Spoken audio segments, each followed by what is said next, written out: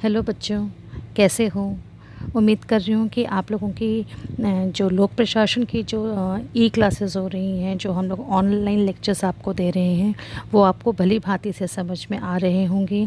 जो असाइनमेंट्स हम आप लोगों को व्हाट्सएप पे दे रहे हैं, वो भी आप पूरे कर रहे होंगे। अपार्ट फ्रॉम दैट, आप लोगों को जो पीडीएफ फॉर्म्स में मैं कई बार आप लोगों को नोट्स शेयर करती हूँ, वो भी आप लोगों को समझ में आ रहे होंगे।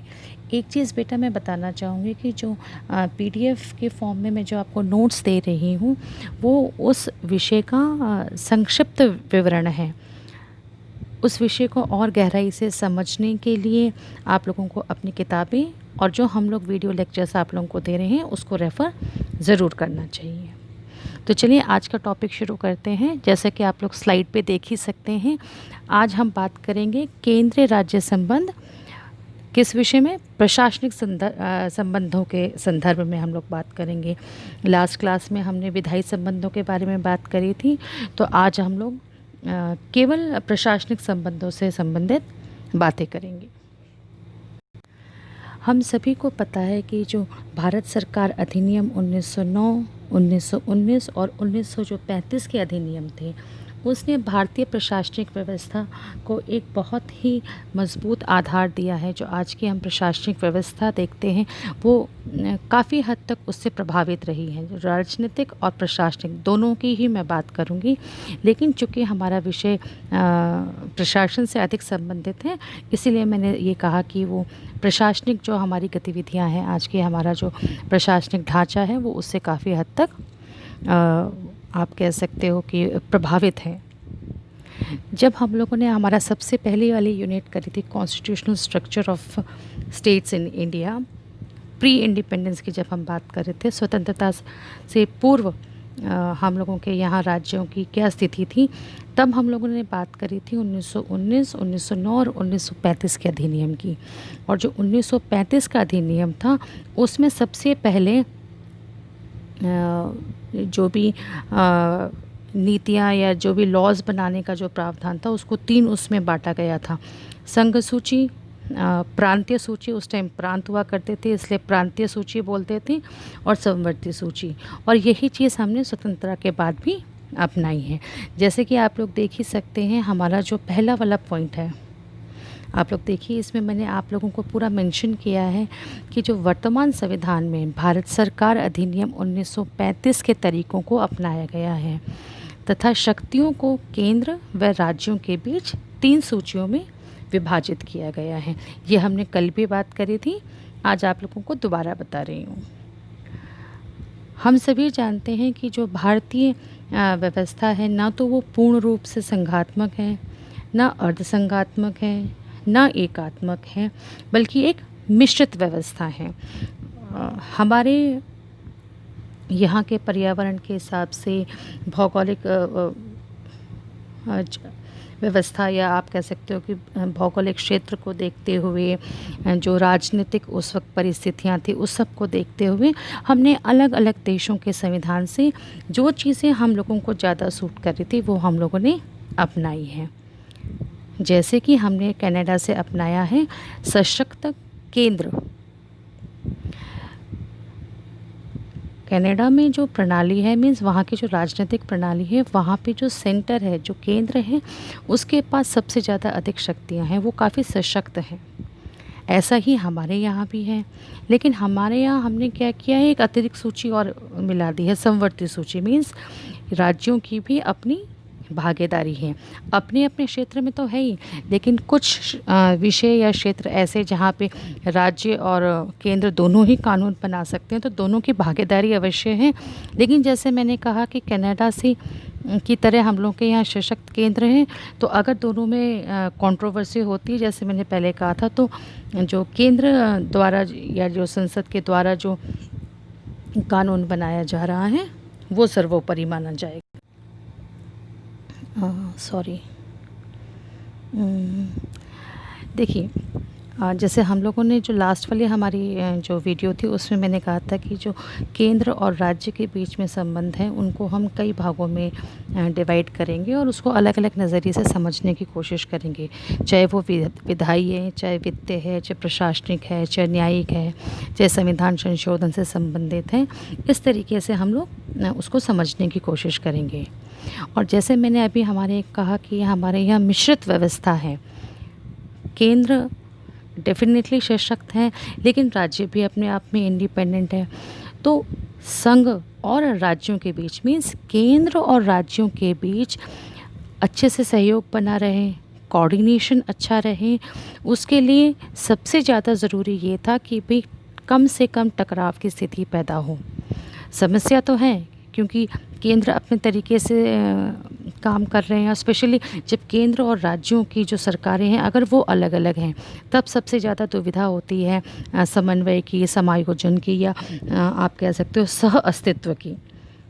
तो सबसे बढ़िया जो आइडियल सिचुएशन है वो तो ये है कि संघ और इकाइयों के बीच में परस्पर सहयोग हो, समन्वय हो, अच्छा कोऑर्डिनेशन होना चाहिए, सह अस्तित्व की भावना होनी चाहिए।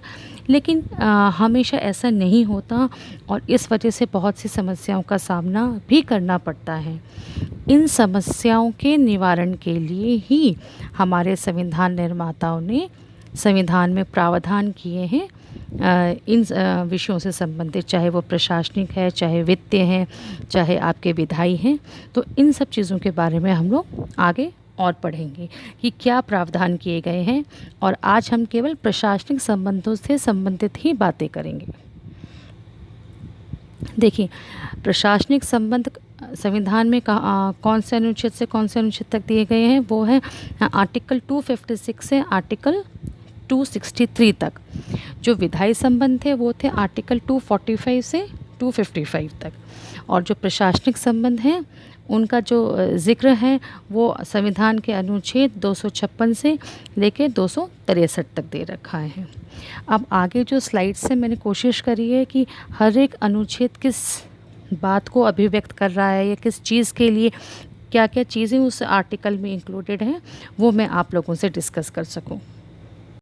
देखिए, जो आर्टिकल 256 है उसके अनुसार राज्य की जो कार्यपालिका शक्ति है वो इस तरीके से प्रयोग में लानी चाहिए कि संसद के द्वारा जो पारित विधायी हैं विधियां हैं उनका पालन हो सके, वो उसके विरोधाभास में नहीं होनी चाहिए। मेन संसद ने जो विधियां पास करी हैं, जो कानून पास किए हैं, उसके विरोध में ऐसा कोई कार्य राज्य की कार्यपालिका द्वारा नहीं होना चाहिए।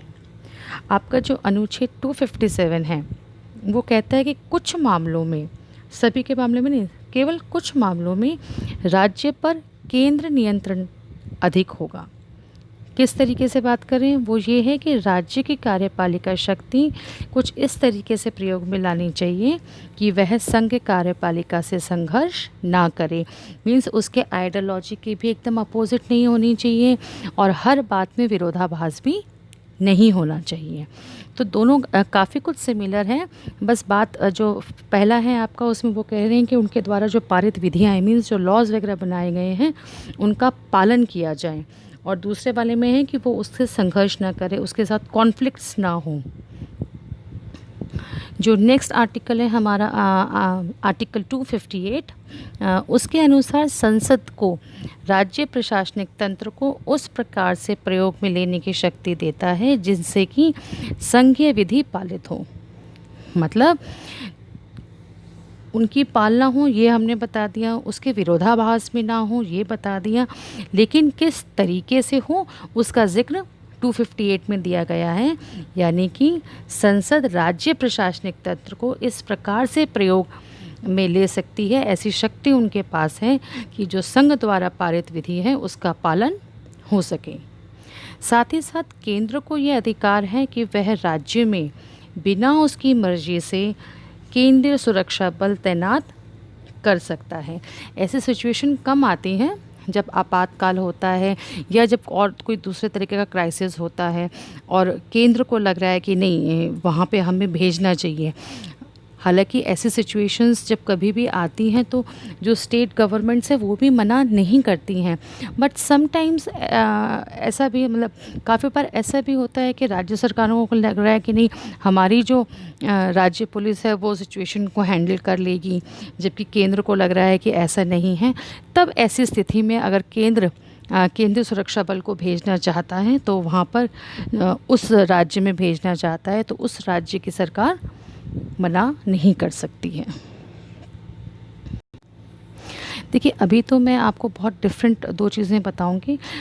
सभी आर्टिकल्स को एक बार डिस्कस कर लेते हैं, फिर उसके बाद एक ओवरऑल हम लोग डिस्कशन कर लेंगे कि भाई केंद्र और राज्य के बीच के प्रशासनिक संबंध कैसे हैं।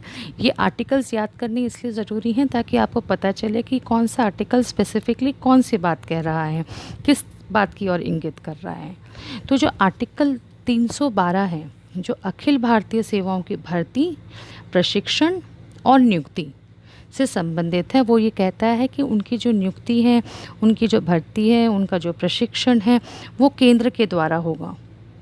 लेकिन हम सब ये भी जानते हैं कि अखिल भारतीय सेवाओं के जो अधिकारी होते हैं, नियुक्ति उनकी जब उनका भर्ती और प्रशिक्षण हो जाता है और जब उनकी नियुक्ति का समय आता है तो उनको एक काडर दे दिया जाता है और अपनी जो उनकी सर्विस का जो मोस्ट ऑफ द टेन्योर उनका होता है, जो अवधि है उनकी, वो ज़्यादातर अपने उस काडर में निकालते हैं, मीन्स उस राज्य में निकालते हैं। ये हम लोग लास्ट ईयर जब इंडियन एडमिनिस्ट्रेशन हम लोग कर रहे थे और ट्रेनिंग रिक्रूटमेंट इन सब का पार्ट किया था, तब हम लोगों ने इस बात को भली भांति समझ लिया था। अब इससे क्या होता है कि ऐसा करने पर देखिए, जो अधिकारी हैं अखिल भारतीय सेवा के, मीन्स आईएएस, आईपीएस और आईएफएस। अखिल भारतीय सेवाओं में ये 3 प्रकार की सेवाएं हैं। आईएफएस यानी आपकी वन सेवा, फॉरेस्ट सर्विस। अब इनकी भर्ती, प्रशिक्षण और नियुक्ति तो केंद्र द्वारा हो रहा है, लेकिन वो सर्व कहाँ कर रहे हैं, स्टेट्स में कर रहे हैं। तो इस प्रकार केंद्र राज्य के प्रशासन के कार्यों पर नियंत्रण रख सकता है। राज्य की अपनी सेवाएं होती हैं, राज्य के अपने प्रशासनिक अधिकारी होते हैं, पुलिस अधिकारी होते हैं, लेकिन जो ऑल इंडिया सर्विसेज हैं उनके रिक्रूटमेंट, उनकी ट्रेनिंग और उनकी जो नियुक्ति होती है वो करता है केंद्र। लेकिन वो जो अपनी सर्विस दे रहे हैं, जो उनका जो सेवा काल है, वो उस पर्टिकुलर काडर में निकलता है, उस पर्टिकुलर स्टेट में निकलता है जो भी उनको काडर मिला हुआ है।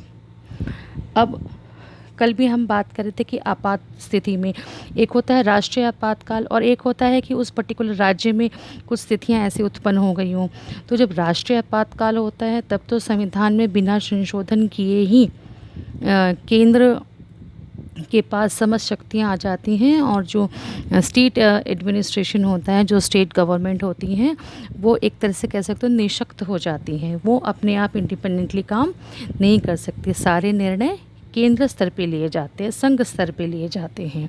और एक होता है राज्यों में आपातकाल लग जाए। आपातकाल मतलब कुछ ऐसी सिचुएशन हो जाए कि वहाँ पे गवर्नर को लगे कि नहीं, यहाँ पे राष्ट्रपति शासन लागू हो जाना चाहिए। तो ऐसी स्थिति में वो राष्ट्रपति से रिक्वेस्ट कर सकते हैं कि भाई यहाँ पर आप राष्ट्रपति शासन लगा दीजिए। तो अनुच्छेद 352 जो है वो ये कहता है कि जब भी आपात स्थिति हो तब केंद्र राज्यों को किसी भी विषय पर प्रशासनिक निर्देश दे सकता है। तो ये उसी कैटेगरी में आ जाते हैं। देखिए, अनुच्छेद 262 संसद को ये अधिकार देता है कि वो अंतर्राज्यीय जल विवाद को सुलझाने हेतु विधि का निर्माण करे। विधि यानी कानून का निर्माण करे। देखिए, कावेरी विवाद बहुत ज़्यादा उत्पन्न हुआ था। जो साउथ की जो स्टेट्स हैं, अच्छा चलिए आपके लिए होमवर्क में देती हूँ कि आप पहले तो ये आइडेंटिफाई कीजिएगा कि कावेरी जो नदी है वो किस किस स्टेट से होके गुज़रती हैं और इसको लेके किन स्टेट्स के बीच में बहुत अधिक विवाद हुआ था। देखिए, विवाद ऐसा होता है कि भाई आपकी जैसे इट्स अ नेचुरल वो कि भाई नदी कहाँ से निकल रही है, किन राज्यों के बीच में से जा रही है। लेकिन कभी कभी क्या होता है कि जिन राज्यों में उसका प्रवाह या उसका जहाँ से आप जो कहते हैं ओरिजिन होता है, वहाँ पे जो पानी का बहाव होता है वो बहुत ज़्यादा होता है। पानी बहुत ज़्यादा है वहाँ पे, जल स्रोत काफ़ी है वहाँ पे। तो वहाँ पे तो खेती बाड़ी करने में या जो बाकी चीज़ों की ज़रूरतें हैं, जहाँ जहाँ पानी की आवश्यकता है, चाहे एग्रीकल्चर है, इरिगेशन है, घरेलू जो काम है, इंडस्ट्रीज़ वगैरह हैं, वहाँ पे काम लेने में तो उनको दिक्कत नहीं आती।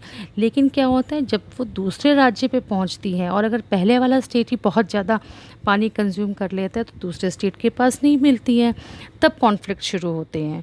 तो ये कॉन्फ्लिक्ट सिर्फ साउथ में ही नहीं, ये अगर आप नॉर्थ में देखेंगे तो पंजाब से जो नदियाँ निकल रही हैं, राजस्थान में आ रही हैं और जो पाकिस्तान में जा रही हैं, तो वहाँ पे भी शुरू में काफ़ी विवाद हुआ था। तो आप लोग के लिए होमवर्क ये है कि आप इन दोनों चीज़ों का पता करेंगे कि नॉर्थ में जो अंतर्राज्यीय जल विवाद अगर रहे हैं तो कौन से रहे हैं और साउथ में कौन से थे। चलिए आगे बढ़ते हैं। जो आर्टिकल 263 है वो राष्ट्रपति को यह शक्ति देता है कि वह अंतर्राज्यीय परिषद स्थापित करे ताकि राज्यों के मध्य उत्पन्न जो भी टकराव है या जो भी मनमुटाव है उसको दूर कर सके। देखिए, इंटर स्टेट जो कॉन्फ्लिक्ट्स होते हैं वो ज़रूरी नहीं कि पानी के ऊपर हों, बहुत सी चीज़ों पर हो सकते हैं। बहुत से नेचुरल रिसोर्सेज के ऊपर भी हो सकते हैं या किसी और चीज़ को लेके भी कॉन्फ्लिक्ट्स हो सकते हैं। कई बार माइग्रेंट्स बहुत ज़्यादा आते हैं, प्रवासी मज़दूर बहुत आ रहे हैं, वो यहाँ के जो एम्प्लॉयमेंट है उसको बहुत हैम्पर कर रहे हैं। तो इसको लेके कई बार जो राज्य होते हैं वो बड़ा सख्त कदम उठाते हैं। बीच में ये बहुत, जैसे मैं आपको एग्ज़ाम्पल देना चाहूँगी कि अगर हम मुंबई शहर की बात करें तो वहाँ पर यूपी बिहार से बहुत सारे लोग आते हैं जो ज़्यादातर टैक्सी चलाते हैं, ऑटो चलाते हैं, गार्ड सिक्योरिटी गार्ड के रूप में काम करते हैं। तो वहाँ के लोगों में बीच का एक समय ऐसा आया था कि उनमें बहुत आक्रोश था वहाँ पे, और वहाँ की जो अब जो रीजनल पार्टी है वो भी इस फेवर में थी कि भाई बाहर से लोगों को बिल्कुल नहीं आने दिया जाए, क्योंकि जब वो लोग यहाँ आते हैं तो हमारे यहाँ के लोगों को जितना रोज़गार मिलना चाहिए वो रोज़गार की जो पॉसिबिलिटीज़ हैं वो कम हो जाती हैं। तो जो अगर टकराव होना है या मनमुटाव होना है या किसी बात पे हम एक मत नहीं हो पा रहे तो उसके कई रीज़न्स हो सकते हैं। ज़रूरी नहीं है कि कोई नेचुरल रिसोर्सेज की वजह से ही हो, there can some other reasons also. तो जब ऐसा होता है तब राष्ट्रपति अंतर्राज्यीय परिषद की स्थापना करते हैं ताकि जो भी विवाद के मुद्दे हैं उनको सुलझाया जा सके। अंतर्राज्यीय जल विवाद के लिए अलग प्रावधान दिया हुआ है और जो अंतर्राज्यीय परिषद है उसके लिए अलग प्रावधान है, क्योंकि दोनों का मोटो ही अलग है, दोनों का उद्देश्य ही अलग है। तो एक बार थोड़ा सा ब्रीफ कर लेते हैं हम लोग। अभी तक तो हम स्पेसिफिकली अनुच्छेदों के अनुसार मैं आपको बता रही थी कि कौन सा अनुच्छेद किस चीज़ की तरफ इंगित कर रहा है, वो उसका क्या एक्सप्लेनेशन है। अब एक ओवरऑल डिस्कशन कर लेते हैं कि केंद्र और राज्य के प्रशासनिक संबंध कैसे रहे हैं। देखिए, हम सभी जानते हैं कि राज्यपाल राज्य में राष्ट्रपति का प्रतिनिधित्व करता है, मीन्स केंद्र की तरफ से है वो। तो राज्यपाल की नियुक्ति प्रधानमंत्री की सलाह पे की जाती है। तो सैद्धांतिक रूप में राज्यपाल राज्य सरकार का नाम मात्र का प्रधान है, ये भी हम जानते हैं। लेकिन एक बात इससे स्पष्ट होती है, अगर आप अभी लेटेस्ट जो राज्यपाल कई लगाए गए हैं और हटाए गए हैं, या फिर राज्यपालों का जो इंटरफेरेंस रहा है स्टेट पॉलिटिक्स में, वो इस बात की तरफ इंगित करता है कि वो केंद्र सरकार के केवल नाम मात्र के प्रतिनिधि के रूप में नहीं काम कर रहे हैं। They are working as a very active, they are having a very active participation in state politics also. तो ये राज्य में नाम मात्र की कार्यपालिका तो है ही है, वास्तविक तो डेफिनेटली आपके CM and council of ministers है। नाम मात्र की कार्यपालिका ज़रूर है, लेकिन वो प्रतिनिधि किसका कर रही है? केंद्र सरकार का कर रही है, और कई बार वो केंद्र सरकार की इच्छा अनुसार भी स्टेट गवर्नमेंट में इंटरफेरेंस करते हैं। तो यहाँ पे भी हम लोग देख सकते हैं, यहाँ पे दोनों तरीके से आ जाते हैं। आपके विधायी संबंध भी इंक्लूड हो जाते हैं इसमें, और इसमें आपके प्रशासनिक संबंध भी इंक्लूड हो जाते हैं। दूसरा, जैसे हमने कहा था कि केंद्र द्वारा राज्यों को निर्देश दिए जा सकते हैं, डेफिनेटली कई विषयों पे निर्देश दिए जा सकते हैं।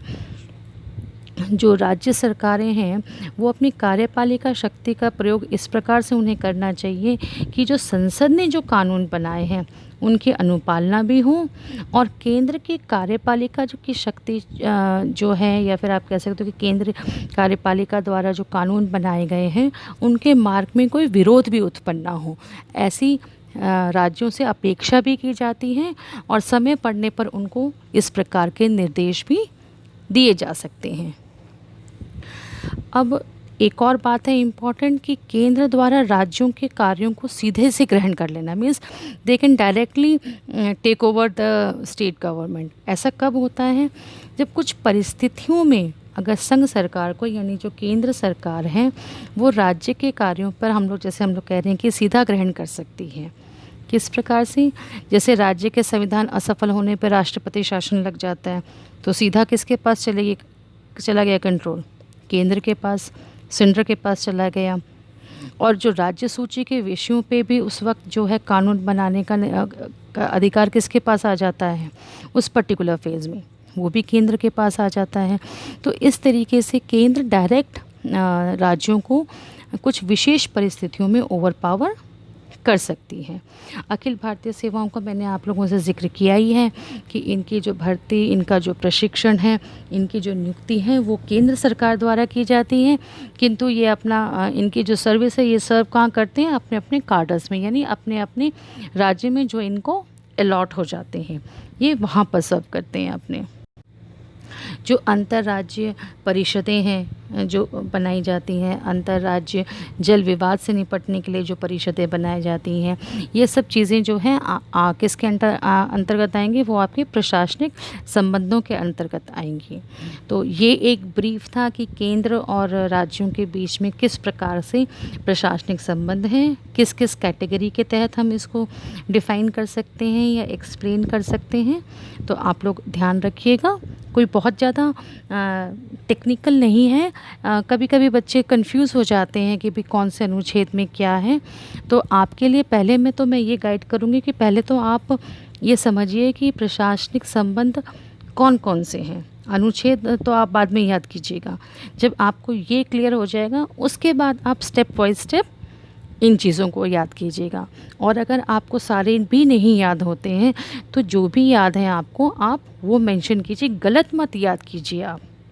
अगर आप केवल एक ही क्लू भी दे देंगे कि भाई जैसे मान लीजिए आर्टिकल स्लाइड में के सामने दे रखा है कि भाई आर्टिकल 263 के तहत अंतर्राज्य परिषद की स्थापना हो सकती है, तो अगर मान लीजिए एग्ज़ाम में आपको नहीं याद आता, अव्वल तो याद रहना चाहिए, लेकिन अगर नहीं याद आता तो आप सिंपल कह सकते हैं कि भाई राष्ट्रपति को ये अधिकार है कि वह अंतर्राज्य परिषदों की स्थापना कर सके ताकि राज्यों के मध्य जो भी विवाद हैं उनको दूर किया जा सके। तो इट विल ऑल्सो सर्वाइव। लेकिन आप लोगों को मैं आर्टिकल्स याद करने पे थोड़ा सा जोर इसलिए दे रही हूँ कि आगे आगे जो कॉम्पिटिटिव एग्ज़ाम्स आप लोगों के आते हैं, जो MCQs आते हैं, उसमें इस तरीके के क्वेश्चंस आ जाते हैं जो स्पेसिफिकली आर्टिकल से रिलेटेड होते हैं। तो आप इस बात का ध्यान रखिएगा। देखिए आगे की जो चर्चा है वो हम इस विषय में करेंगे कि केंद्र और राज्यों के जो प्रशासनिक संबंधों को प्रभावित करने वाले कौन कौन से उपबंध हैं, मीन्स कौन कौन से ऐसे क्लॉज हैं जो उन दोनों के जो रिलेशंस हैं, एडमिनिस्ट्रेटिव रिलेशंस हैं, उसको इफ़ेक्ट करते हैं, उसको प्रभावित करते हैं। जैसे मैंने अभी आपसे कहा कि राज्यपाल की नियुक्ति राष्ट्रपति द्वारा होती है और वे राष्ट्रपति के प्रसाद पर्यंत अपने पद पर बने रहते हैं, इट इज़ इंक्लूडेड। ये मैं आप लोगों को सब कुछ मैं बता चुकी हूँ, बस यहाँ पे स्पेसिफिकली अलग अलग कैटेगरी में मैं आपको बता रही हूँ, है ना बेटा। अब दूसरा है कि जो राज्य के निर्वाचन आयुक्त की नियुक्ति तो राज्यपाल के द्वारा होती है, किंतु उसको हटाने का अधिकार राष्ट्रपति के पास होता है। ठीक उसी प्रकार से जैसे राज्य लोक सेवा आयोग के अध्यक्ष और सदस्यों की नियुक्ति तो करते हैं राज्यपाल, किंतु उनको हटाने का अधिकार किसके पास है? राष्ट्रपति के पास है। ये देखिए आपका पहला पॉइंट यही लिखा हुआ है। इसके अलावा जो आपका सेकंड पॉइंट है ये वाला, आप इसको ज़रा ध्यान से देखो बेटा कि ये हमें पता है कि संविधान में प्रावधान किया गया है संघ लोक सेवा आयोग का, राज्य लोक सेवा आयोग का और अंतर्राज्यीय लोक सेवा आयोग का। तो जब अंतर्राज्यीय लोक सेवा आयोग की हम लोग बात करते हैं या संयुक्त आप इसको अंतर्राज्य की बजाय आप अगर संयुक्त वर्ड यूज़ करें, जॉइंट पब्लिक सर्विस कमीशन, तो ज़्यादा बेटर होगा बेटा। तो जब 2 या 2 से अधिक राज्यों के विधानमंडल ये रिक्वेस्ट करते हैं, ये निवेदन करते हैं संसद से कि भाई एक संयुक्त राज्य लोक सेवा आयोग की स्थापना की जानी चाहिए, तो ऐसे में वो जो आयोग है, मीन्स जो संयुक्त राज्य लोक सेवा आयोग है, जो जॉइंट पब्लिक सर्विस कमीशन है, उसके अध्यक्ष व सदस्यों की नियुक्ति राष्ट्रपति द्वारा की जाती है। I hope I am clear. जो संघ लोक सेवा आयोग में जो अध्यक्ष और सदस्यों की नियुक्ति की जा रही है वो राष्ट्रपति द्वारा की जा रही है। राज्य की जो लोक सेवा आयोग है उसके अध्यक्ष और सदस्यों की नियुक्ति राज्यपाल की जा रही है, राज्यपाल द्वारा की जा रही है, किंतु उनको हटाने का अधिकार किसके पास है? वो राष्ट्रपति के पास है। ठीक उसी प्रकार से संयुक्त राज्य लोक सेवा आयोग का यदि गठन होता है तो ऐसे में उसके अध्यक्ष और सदस्यों की नियुक्ति राष्ट्रपति द्वारा की जाती है। तो आज हम लोगों ने मेनली डिस्कस किया था कि हमारे केंद्र और राज्य के प्रशासनिक संबंध कैसे हैं, कौन से अनुच्छेद से लेकर कौन से अनुच्छेद तक संविधान में इसका प्रावधान किया गया है। और क्लास के शुरू में ही हम लोगों ने डिस्कस किया था कि केंद्र राज्य विधायी संबंध कैसे हैं। जैसे केंद्र किसी भी राज्य में सैनिक बल भेज सकती है, वो चाहे तो उसका उस राज्य का क्षेत्र जो है वो बढ़ा सकती है, कम कर सकती है। ये सब चीज़ें आपके विधायी संबंध में आते हैं। आपकी राज्य सूची है, आपकी केंद्र सूची है, आपके समवर्ती सूची से रिलेटेड विषयों पे कानून बनाना है, ये सब चीज़ें आ जाती हैं आपके विधायी संबंधों में। तो आई होप आपको क्लियर हो गया होगा। आप लोग अपनी बुक से भी रिवाइज़ कीजिएगा, इस स्लाइड को भी आप कई बार देखिए, और नोट्स मैंने आप लोगों को साथ के साथ भेज दिए हैं। अभी एक और टॉपिक बचा है हमारा केंद्र और राज्य के संबंधों से रिलेटेड, वो करने के बाद फिर मैं आप लोगों को असाइनमेंट्स भी दूंगी। Till then have a good time, keep revising and stay healthy.